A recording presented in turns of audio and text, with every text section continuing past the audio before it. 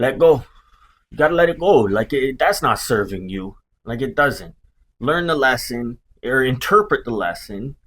Allow it to resonate. Learn that and move on and release.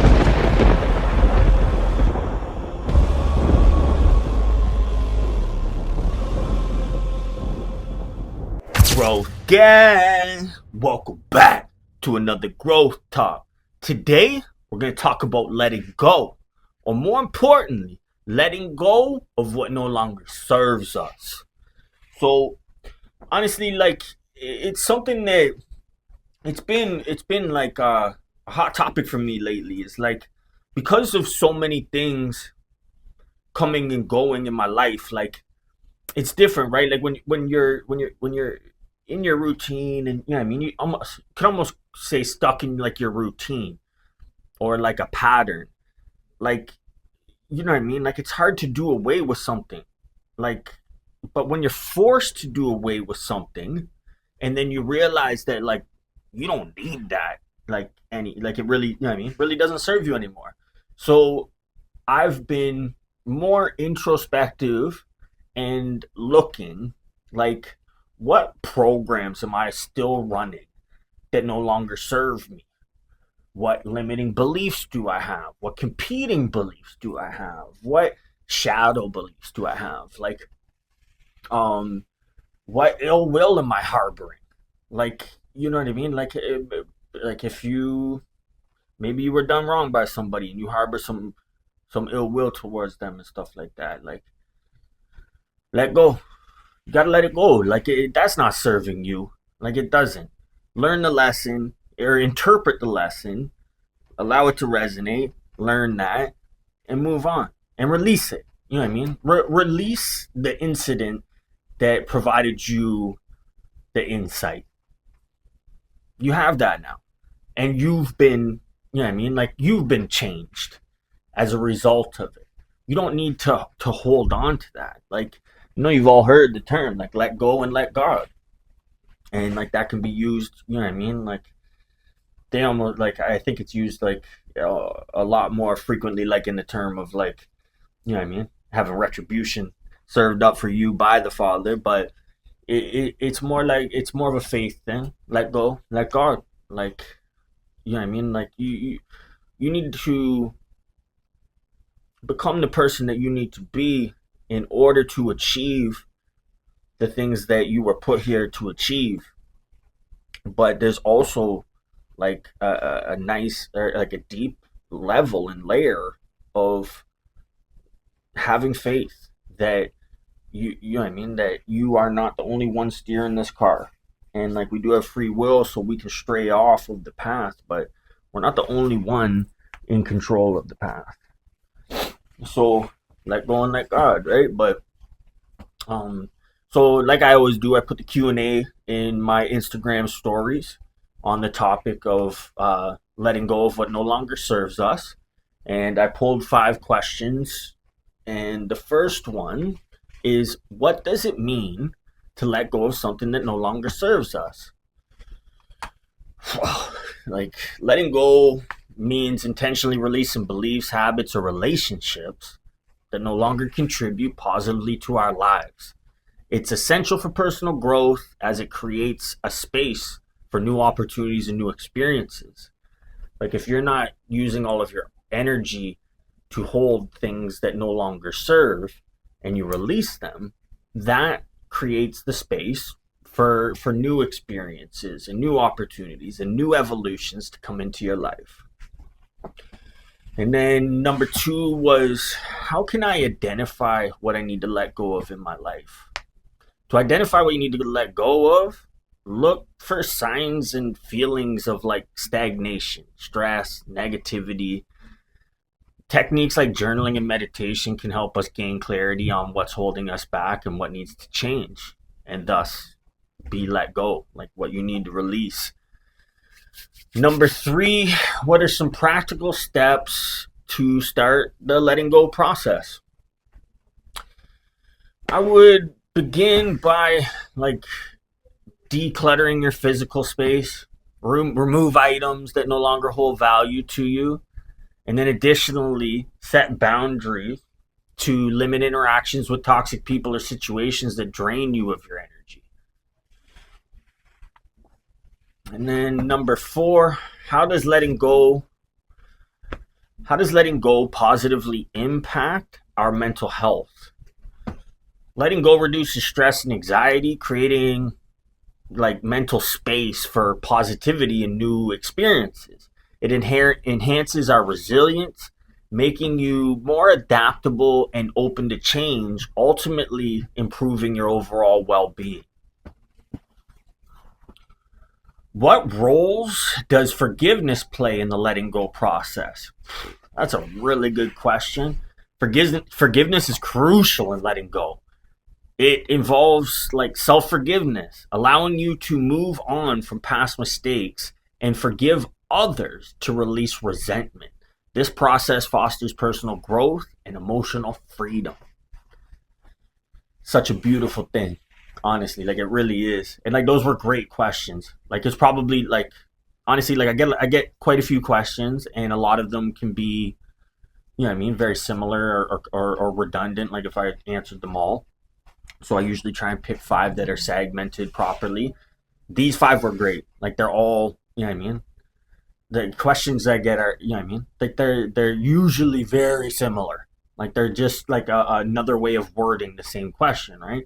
Those were 5 very individual questions about the process of letting go of what no longer serves us. Honestly, it was a great one. They're getting better too, honestly. Like I must be picking up new followers or getting new engagement and stuff, because those were some banger questions. Um, and then like let's just like discuss like what's the official definition of like letting go. Letting go is the intentional process of releasing thoughts, feelings, or behaviors that no longer serve our best interests or enhance our well-being. That's the official definition of letting go. So like it is a good thing, honestly. Like you need to release what no longer serves. It's gonna make the space for, you know what I mean, new things to come into your life, new experiences, new opportunities. So like I implore anybody to do that. Like you need to, like it's like the spring cleaning, decluttering. Like every once in a while, you need to check in with yourself and see if there's like any relationships, any like belief systems, habits that don't serve anymore. Like maybe they don't serve anymore. Like maybe you're just habitually doing them because you've been doing them for so long. That's why it's important to, you know what I mean, to take a look at yourself and to be introspective and understand like this doesn't serve me anymore. Cuz like a lot of people, like out of repetition, feel a sense of duty to the thing that they've been doing for so long, right? But like that's no way to live. Like life is constantly changing.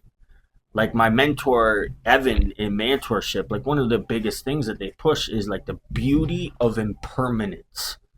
And like I love that statement because like life is forever changing.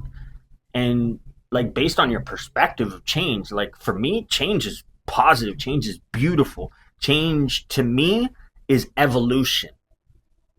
It's not a bad thing. Like it's not, you know what I mean? It's not removed. Like even if something that I thought I couldn't do away with, or I couldn't operate without, or I couldn't live without, gets, you know what I mean, gets pulled from me. I often, you know what I mean, I often get to the realization that that was no longer serving, and that I just wasn't in the mental position or didn't have the mental fortitude at the time to either do the assessment or do the extraction, like to release that. So like it's very important to be constant, like to be, you know what I mean, more vigilant about what's no longer serving you. And like I said, like that's across the spectrum, right? Like you have relationships that are no longer serving. You have habits that are no longer serving you, good or bad. Like you know what I mean? Like maybe you need to change up your gym routine because you stagnated. It could be that simple. Like maybe you need to let go of your current gym routine and recreate and redesign a new one, so you know what I mean, that you can get out of the stagnation. that you're in. Like it's got a very wide spectrum. There's a multitude of different things that you need to assess and understand if they're still serving you. And if they are, well, then you double down on them. You know what I mean? You get better at them. You reinforce the resolve behind them. But the things that are no longer serving you, and you gotta let them go for real. Like, and some people they can't. Like, there's like I have OCD. I actually don't like to possess that title, but like for the sake of the conversation, expediting the process of what that means, I have OCD. So I have a hard time like relinquishing that control and like releasing. You know what I mean? The like especially like things that are habitual for me, like my habits and stuff, like it's really hard for me to like to change those things because I'm OCD. Like I, you know what I mean, there's a mechanism in my brain that does not like change, like likes to cling on to the order and the control when like really it's just like a false construct of order and control. Like I think that there's order and control because I'm not allowing things to change when really that's not the fucking case at all. Like it's life's an evolution. Like we are constantly evolving, we are constantly changing our circumstances, our belief systems, who we are, like our the construct of our identity. Like it's constantly evolving. So that's why you need to be, you know what I mean, more vigilant about doing that introspective assessment across the spectrum of what's not serving you anymore and what is serving you. You double down on what is and you remove what isn't.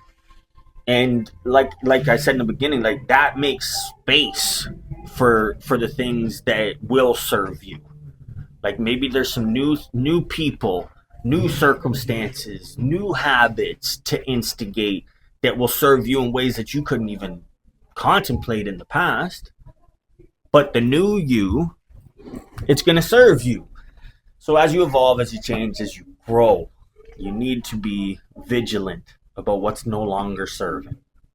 And it's important, like it truly is. And like that's the beauty of life. So like I'd like to discuss three popular myths around letting go. So myth number one, letting go means forgetting or dismissing the past. That's not true. Like I said, like the lesson is landed. The change has been made. Like you don't need to hold on to the circumstance. You have been altered. Whether you've consciously allowed it to land or not, like you've been changed. So like I don't know, like letting go means like forgetting or dismissing the past. Like that's not necessarily true at all. Like it isn't. Letting go is like a beautiful release, especially like if it doesn't serve you anymore. Like it's a beautiful release, and like I've said, like it creates that new space, right? Myth number two: you must let go of everything at once for it to be effective. That's not fucking true at all. Like that's not true at all. Like I mean, you might fuck around and overwhelm yourself trying to trying to remove too many things, like especially like if they've been like a consistent constant in your life, like you might fuck yourself up. You're gonna get overwhelmed. You know what I mean? So like take it on in bite-sized pieces. Like we're only human, brother. Like you don't have to be Superman about it. Like I'm actually one of those assholes that, you know what I mean, I'm an all in off the deep end kind of guy, but I always find myself like having to rebalance and recalibrate. You know what I mean? It's like, okay, fuck, I went too far. But like I made a post the other day, like only those who are willing to go too far can find out how far you can go. I'm that guy. I am that explorer. The third myth: letting go is a sign of weakness or failure. Letting go is not quitting. It's very important to denote, you know what I mean, like the language that you use around it. Like releasing something from your life is not quitting on it. It's much more beautiful and has a way different context than that. Like you're not quitting. Like, if it's something that isn't serving you, let it go. Let it go, brother. Honestly. And then, like, I want to discuss like some common mistakes that are, you know what I mean, like that are around letting go of what no longer serves us. So one, holding on to toxic relationships out of fear of loneliness or change. Like, that's a big mistake. Like, that's a huge common mistake. Like, people will stay in toxic situations and toxic relationships with toxic people in toxic places out of a fear of change or of being lonely. Honestly, like, I wish more people were more comfortable with being alone with themselves. Like, that's one thing that prison did for me, is like, I didn't go in there and, like, you know what I mean, get super fucking social. Like, my little brother's in there doing life, so obviously me and him kicked it. I also had a cousin in there at the time, Juvie, who, you know what I mean, he so like I kick it with them, but like they literally had to come to my cell and like press me to come interact and be involved. Like, I was taking that time to get comfortable with myself. Like, you need to be like comfortable with who you are when you're alone. Like, that is very important. And I think that a lot of people, they don't have they don't enjoy that freedom. Like, I love me, like I really do, but I took the time to get to know me and to enhance the things that make me a better me. You need to do that. Like, you can't, anyways, can't stay there. So another common mistake around letting go of what no longer serves us is believing that letting go will happen overnight. It's a gradual process. Like, it really is. Like, you've got to let it go. It's gonna circle back, and you know what I mean. You're gonna be the security guard at the door, not letting it in anymore because it's no longer on the list. But like, it is a believing that letting go will happen overnight is, it's not super possible. Some things, yes, like some things you will be super blessed that when you come to that realization and you release it, it's gone. But it's rare. Like, that's a rare circumstance. Like, that you have that epiphany. You found that, you know what I mean, thing that needs to be removed to create space for a new thing that will serve you. It's gonna circle back. Like, we're habitual creatures. Like, so, like, if, you know what I mean, you've probably been doing it, like, consciously or unconsciously, very consistently. So, like, and another thing too, right, is like, there is like an actual, like, mourning process. But like, it doesn't have to be like all sad and everything, but like, you do need to realize that, like, when you remove something from your life, you mourn it, just like the loss of, you know what I mean, a loved one or like person. Just like when you lose somebody, like, and you mourn them, when you lose something that was a part of you, you mourn it as well. But I think that is often discounted. I'm more patient with myself and afford myself the time when I'm removing things that were a big part of my life at one point. I'm more patient with myself. I don't get down on myself, because like, raising the awareness, setting the intention, and moving into action, that's what it takes. But you also need to have a little bit of patience with yourself, right? Like, we're only human. So, like, it's a gradual process, honestly. Another common mistake is not addressing the emotional pain associated with what you're letting go of, which is like basically what we just talked of. Like, you need to understand, like, you are going to mourn the release of that part of you. Allow it to happen. Like, you don't have to, you know what I mean? You don't have to cry or get all fucking broken up or get depressed, stay in bed for a week, none of that shit. It can be a simple acknowledgement that that is a part of the process, that you are releasing something that was once a part of you, and you are going to mourn it in one form or another. Like, so that's a huge common mistake, right? With letting go of what no longer serves us, is not aggressing the emotional pain that could be associated with what you're letting go of, because it was a part of you. Um, and then another thing before we wrap this one up, like just some proven processes and strategies that you can implement, you know what I mean, when it comes to letting go of what no longer serves us. And one big one is mindfulness practices. So, like cultivating awareness of emotions and thoughts to facilitate letting go. Like, you need to set that stage, right? Like, when you're being, like, when you're in your mindfulness practice and cultivating that awareness of emotions and thoughts, well, you know what I mean? Like, you're naturally going to release it better and like more consciously release it. And like I said, in acknowledging all of the processes that takes, creating a vision board can really help, because you can start to see what you want to attract in your life and maybe taking up the space that it will need to possess in order to come into your life. I actually like that.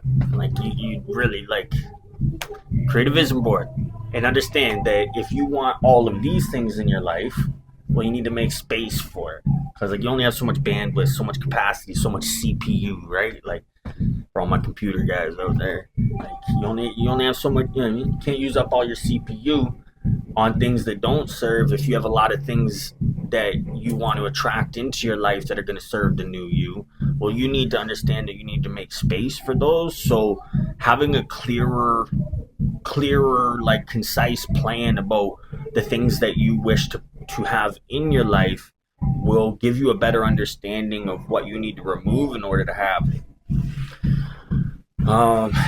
Seeking support, like, you want to talk about a strategy, like, get an accountability partner, seek support, engage with a coach, therapist, like, depending on what you're letting go of, right? Like, whatever you're relinquishing, like, there's different levels of support. Like, you may be better off to seek the help of somebody like a therapist who, you know what I mean, is more professionally qualified, like, to see you through that process. But also, like, as long as you have the right coach can definitely serve the exact same purpose. We don't necessarily follow the same techniques that traditional therapy does, but I would say we generally generate similar result. But yeah, like having a support system to support, like, to support you through the process, especially like professional support if it's necessary. Well, like, that's only going to set you up for success. Like, that's just a great strategy to implement. Um, and then, yeah, like, just gotta let go, brother. Honestly, like me, I just let go of the weed because it's no longer serving me. It was serving me for a period, like when what I just went through, coming, like, getting deported from Mexico and all that stuff, really rocked my boat. I want to stop talking about it, so I'm not really going to go too much further into it. But it served. The weed served in that time. Like, it mitigated. You know what I mean? Like, coming up against that wall, because like I was in that depression, right? So having to, you know what I mean, come up against it the hard way. Well, weed mitigates that for me. Weed numbs me out to the point where, like, it doesn't really land and have the bearing that it could. Thank God. But like, it's important. Find out what's no longer serving you and let it go. The old you is holding on to things that the new you doesn't have the room for. Or you can't fully move into being the new you if you're unwilling to relinquish and release the control or the thing or the relationship or whatever it is. Let it go. Honestly, let it go, brother. But we're gonna cut it off there. I think that we've covered it all. Like, I think everybody understands that. I gave you a couple myths around it, gave you a couple common mistakes around it, gave you a couple proven processes and strategies around it. And the Q&A segment in this one was great. Like, I really like it. I really enjoyed the questions. They set the stage for me to give a good, concise answer and cover the spectrum of letting go of what no longer serves us. But I'm going to wrap this one up. Until next time, let's grow together.